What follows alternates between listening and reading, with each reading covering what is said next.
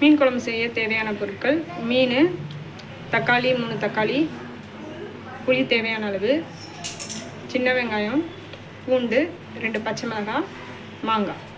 எண்ணெய் சட்டி நல்லா காஞ்சதும் கடுகு தேவையான அளவு,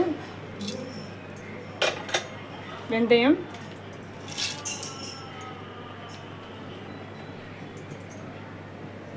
போட்டு நல்லா பொரிய விடுங்க. இப்போது வெங்காயம் நல்லா காஞ்சிருச்சு. இதில் கொஞ்சமாக ஒரு சிட்டிகை மஞ்சள்தூள், அப்புறம் இதுலேயே மசால் போட்டுருங்க. அப்போ தான் உங்களுக்கு மசால் வாடை இல்லாமல் இருக்கும், பச்சை வாடை இல்லாமல் இருக்கும்.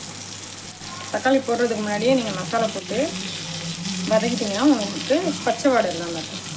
தேவையான அளவுக்கு காரத்துக்கு போட்டு ஓகேவா. இப்போது மசாலா நல்லா வதங்கிருச்சு. இப்போ நம்ம நறுக்கி வச்சுருக்க தக்காளி அதிலே போட்டுடலாம்.